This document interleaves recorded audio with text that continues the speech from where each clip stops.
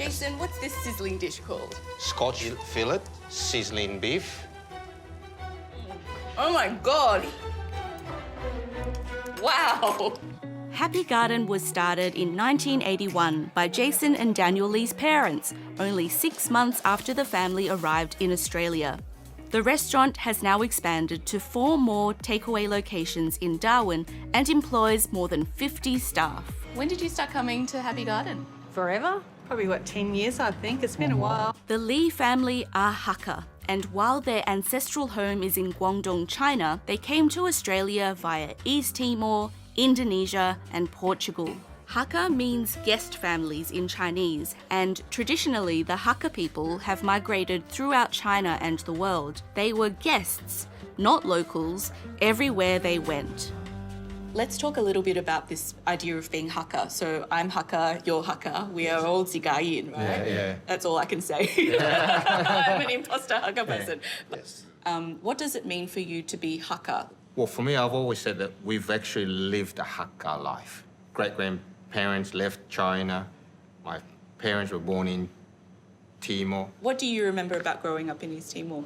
Actually, 9 kids was born in East Timor. Yes, yeah. At that time, my father was very successful with my mum, and we had 2 rice fields, cattle station, 99 cows, apparently, and a bit of a variety store that sells from sugar, coffee to shoes. Like a department store. Department store, yeah, that's right. Even sell fuel like diesel and Everything. petrol Oh my as God, well. one-stop shop. One-stop shop, yeah. So Unbelievable. maybe they were planning for us to be farmers, you know, to run the rice fields, Yeah. run the cattle station. Yep. The brothers introduced me to a dish inspired by the flavours of their childhood in Maliana, East Timor. So it's tamarind chicken wing. Timorese street food, I suppose, taste. Every Timorese Chinese barbecues that you go to, you've got the tamarind sauce to go on your satay or barbecue meat. Of course, tamarind is, we can get them at home in our backyard in Maliana. We often, it's something that we pick the fruit from the tree. Pick the fruit and eat it. That sauce looks amazing. Look how thickly it's Thick. just sitting That's there. right. Yeah, That's right. I think we should try this one. Okay. Yes. Now, how do you feel about using chopsticks for chicken wings? Do you feel that it's compulsory to use hands?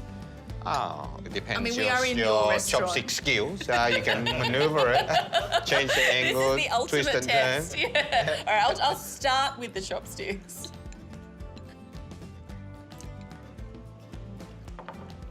I have it all over my face, I know, No, but that sauce is incredible. it's different. Tamarind sauce should go on everything. It's so sweet and tangy and... It goes well with the steak as well. Refreshing. Steak as well. Yeah. The Lee family's life in East Timor was cut short by the country's civil war in 1975. You know, it came around pretty suddenly. Didn't have much time to prepare. We were young How old were you? when we actually ran away. It was just about 11. How did that affect you guys, the civil war? So we left with just a Land Cruiser, not much belongings, negotiated to drive into West Timor, Yeah, which is in Atambua, Indonesia. To And, escape the war. Later on, it was one of the fathers, Siku, informed the Portuguese government that, hey, there's quite a lot of Timorese refugee in Atambua. In Indonesia. Indonesia, can you assist Go to them? Portugal. Portugal. So because of him, Father Siku, we went to Portugal. Wow, and how Yeah. long were you in Portugal for? 76 to 81. Yeah, for about 5.5 years. Yeah. And even though we lived in East Timor for that long, learned a bit of Portuguese. But Portuguese Can't even speak Portuguese when broken we got there. Portuguese. It's like a bit of pigeon Portuguese, you know, like that. Yeah.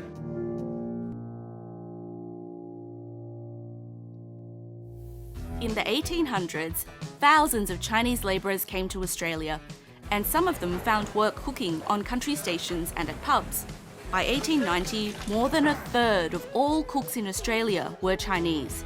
However, with the White Australia policy in 1901, Chinese migration ground to a halt. But if you were a chef, you could still get into the country. By the 1960s and 70s, Chinese restaurants were popping up all around Australia. And how did you come to Australia? My uncle, my mom's brother sponsored us.